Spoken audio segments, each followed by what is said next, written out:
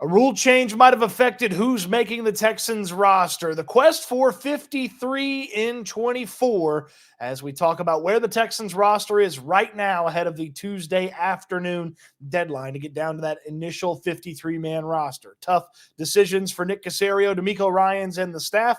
Tough couple of days for guys that see their NFL dream come to an end for a moment. But let's talk about that rule change. The NFLPA, the Players Association, vetoed the new emergency quarterback rule change.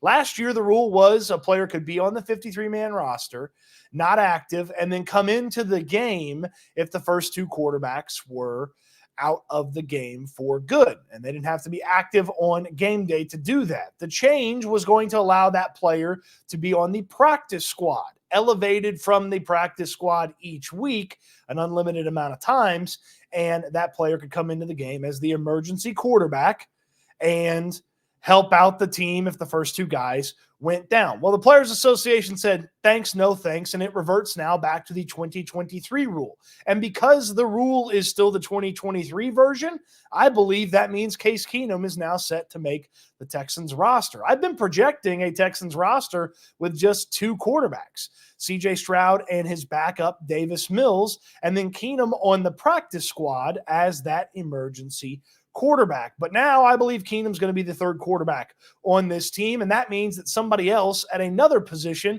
is going to lose their opportunity because of the decision of the NFLPA to veto the change to the emergency quarterback rule. I do believe keeping Case Keenum is a smart thing to do for the Texans. I obviously feel that D'Amico Ryans is going to want to potentially have that emergency quarterback. His team that he was coaching defense for in the NFC Championship game a couple of years ago, the San Francisco 49ers, are basically the reason why we have the emergency QB rule. And though I don't believe Keenum could win a bunch of games for the Texans if he had to play, there's still usefulness between the ears from Case Keenum in that quarterback room. And as some people around here have come to calling Case Keenum, Coach Case can help out that quarterback room, even though he doesn't need to be playing for the Texans. And heck, any team's in trouble if they're down to their third quarterback. So that's something to watch for in the next day or so as the roster cutdown happens is, will Case Keenum make the team? I believe he will. And if he doesn't, what is the emergency quarterback plan for the Houston Texans? So let's take a look at the roster. Let's get you updated on the moves that have happened up to this point. And unless otherwise stated, pretty much Aaron Wilson is all over all of this. On offense, not too much has gone on just yet. Just Dieter Iceland off of the backup situation for the offensive line, cut waived. Former Bear, Texans had him on the roster for a good portion of last year, most of last year, and he's out of the equation on offense. We'll get to defense here in just a second, and just to kind of show you where we are with a lot of this offense, we know about the starters on the offensive line. We know it's going to be those five. We know Dalton Schultz, Nico Collins, Tank Dell, Stefon Diggs, and Joe Mixon are the five-headed monster that starter CJ Stroud talked about. Now we got to figure out these backups. And look, I already told you, I think that that's going to be the backup situation here for the Texans. Case Keenum, Davis Mills, and then your tight end situation from a backup standpoint is pretty well settled. Brevin Jordan and Cade Stover. Jarrett Patterson, I would tell you, is on this team as the backup center. Blake Fisher, obviously, on this team as the backup swing tackle. So this is kind of where we are with this Texans roster right now as we look at things. One of the big questions here, and Landry Locker asked D'Amico Ryans about this in the press conference with the head coach, is what's the status of the fullback situation? So the fullback, if the Texans indeed keep one, I believe it's going to be Andrew Beck over Troy Hairston and Nick Bowden. But if Andrew Beck's not healthy, I don't know what they're going to do at the fullback spot. I don't believe it's going to be Hairston. He's been inconsistent in training camp, and it just hasn't looked good when he has been on the field. Had a bunch of penalties in special teams the other day in the final preseason game. Bowden's been here for all of a week, so I can't imagine that it's him. So fullback could be an interesting situation for the team as well. And, of course, we got to figure out what the backup running back situation is. I kind of feel like Dameon Pierce, with the way that D'Amico Ryans has talked about him, is going to make this team along with Daria Gumbawale and Cam Akers. That leaves two young guys and a guy who's been a perennial practice squatter out in the cold here in the running back situation. I've liked some of the stuff from British Brooks and Jawar Jordan. I just can't figure out how the team's going to handle Damian Pearson. Right now, I feel like he's going to be on the roster with how well D'Amico Ryans talked about him last week, not playing in the final preseason game. So I would tell you Damian Pierce, good to go on this one. Another thing from D'Amico Ryans today that I thought was notable, when asked about the wide receiver room, he singled out Xavier Hutchinson as a guy. So go ahead and throw Hutchinson on there. I believe Mechie's on there, and I believe Noah Brown's on there. And that leaves, some tough ones off the roster in Robert Woods, Ben Skoranek, and Steven Sims. Sims, obviously, with a return specialist ability. Ben Skoranek as a guy that can play almost all the special teams. And Robert Woods as a trusty veteran for this Texans team. Now, obviously, if Noah Brown is hurt and is not able to start the season on the roster, then maybe Robert Woods has some time there, but we're going to put Robert Woods very much in the try to trade category. By the way, Dalton Keene, he is on IR, and so we're going to remove Dalton Keene. What do you do with Tegan Quintiriano?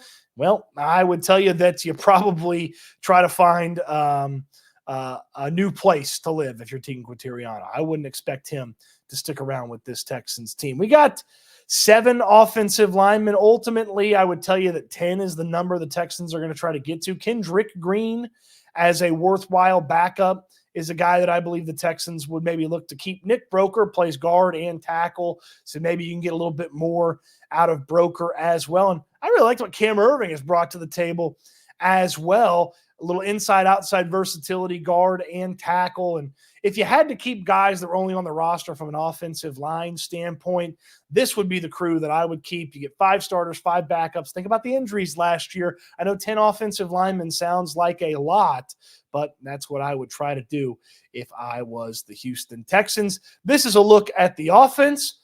Let's flip it over to the defense. A minute here before we get to the defense about my friends at Prize Picks, the best and easiest way to play daily fantasy. From baseball and basketball into football. Football season is here. Prize Picks is the best. Play your first 5 and get $50 thanks to Prize Picks when you use my code STOOTS, STOOTS. Use the link in the description down below, or just type in Stoots when you get signed up for the first time at Prize Picks. Play your first 5, and you're going to get 50 in bonus headed your way. And I love right now getting in the action on NFL season long. You go to Prize Picks, you find the NFL season tab, and oh, look right there at the beginning. There's CJ Stroud right there at the top. Maybe you want Stefon Diggs to be in there. It's just more or less on predicted stats. 5.5 is pretty low since 2016. He's gone 6 or more every year, so just keep that in mind. Or maybe you want to put Tank Dell in there. Not Odell. Prize Picks, Tank Dell. 5 touchdowns for Tank Dell. It feels like he can get that with ease. It's so easy to put it together. You can even flex your entries. You don't have to win all the pieces of the entry to still win something. Just put it together, predicting more or less. You have your entry together, and sometimes the entries even give you the chance to 100 times your entry. So easy, so fun. It's Prize Picks, the best way to do daily fantasy. Use my code STOOTS, STOOTS. Get the offer down below. Use the link in the description down below to visit my friends at Prize Picks. All right, taking a look at the defense, let's get you updated on some of the changes that have occurred so far on the defense. Feldarius Payne is set to be waived injured according to Aaron Wilson, so he is off of the defensive line situation. McTelvin Agim is a guy that's also, despite having a couple of moments in training camp, he is set to be removed from the roster. And then Jacob Phillips is another name that is out as well. So you've got Dieter Iceland, McTelvin Agim, Jacob Phillips, and then Feldarius Payne as 4 of the players cut or waived that need to be shown the door. Now, obviously, you see here the suspended, the non-football injury list. Danico Autry and Dylan Horton are down there. I would tell you that if Horton gets healthy, he's going to be on the team at some point this year. And then Autry, we know, is going to be back after 6 weeks. Let's get through some of the other players on the roster. So we went through the offense a moment ago, 26 offensive players, okay? And then you start thinking about the numbers game here. That leaves you with 24 defenders. That gets you to 50 because obviously you've got 3 starters here on special teams. So let's get through the starters here as we see them on defense.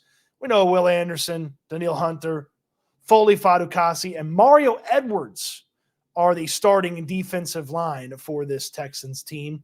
Azeez Al-Shire, Derek Stingley, Kamari Lassiter, Jimmy Ward, and Jalen Petrie, also your starters. Now you're looking at this and you're saying, Cody, 2 safety and 2 corner, that's 4, and 4 defensive linemen, that's 8, and a linebacker, that's not.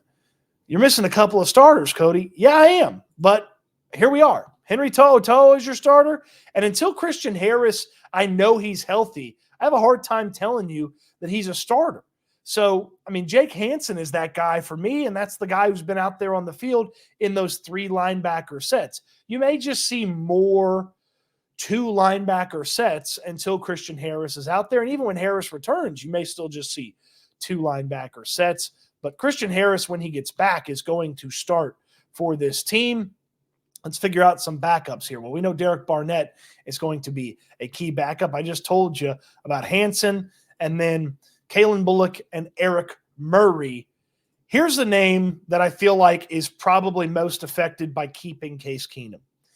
5 safeties might have been a luxury for this Texans team if they could have put their quarterback as the emergency QB on the practice squad. That rule change from earlier today keeps them from doing that. So I believe MJ Stewart's actually the guy that's going to lose out in this situation. I'm going to go down from 5 safeties to 4 safeties here, and it's a little tenuous spot because Petrie kind of plays corner for this team. So it'd be nice to keep MJ Stewart. He's been hurt a little bit.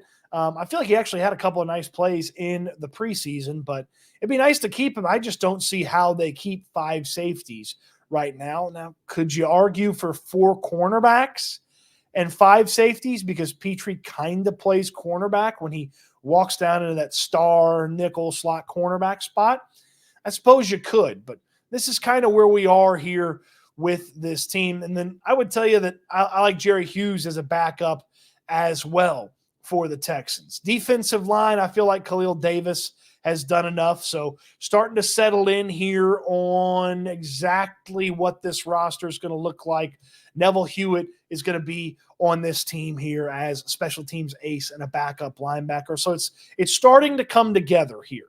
But let's look at a couple of positions. I don't know what exactly they're going to do at corner. I would tell you Jeff Okudah, when healthy, is probably good enough to be the backup on the outside. But Desmond King's spot on this team is tenuous with Petrie playing so much slot. CJ Henderson hasn't looked good in the preseason, nor has Mike Ford. Miles Bryant can help you on special teams as a returner, but is that enough to keep him on the roster? Cornerback, to me, feels like the spot that is absolutely going to be a veteran chase by the Texans. Somebody else's corner gets cut, or Caserio can send out a late-round pick and bring a guy in. Cornerback, to me, feels like a spot where they're going to chase a veteran. I could also see them chasing a veteran along the defensive line. Defensive tackle, maybe. I like Marcus Harris.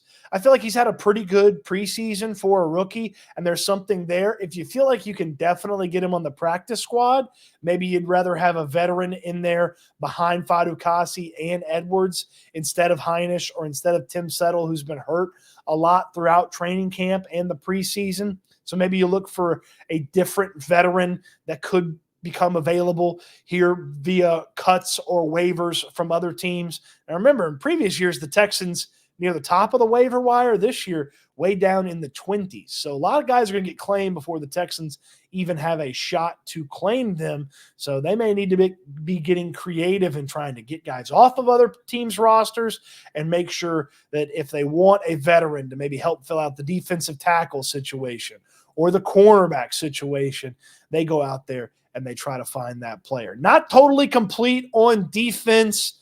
I just don't know that I can tell you that I for sure have the 24 guys that I need to find here over on defense. I've got a pretty good number here, but not all of them.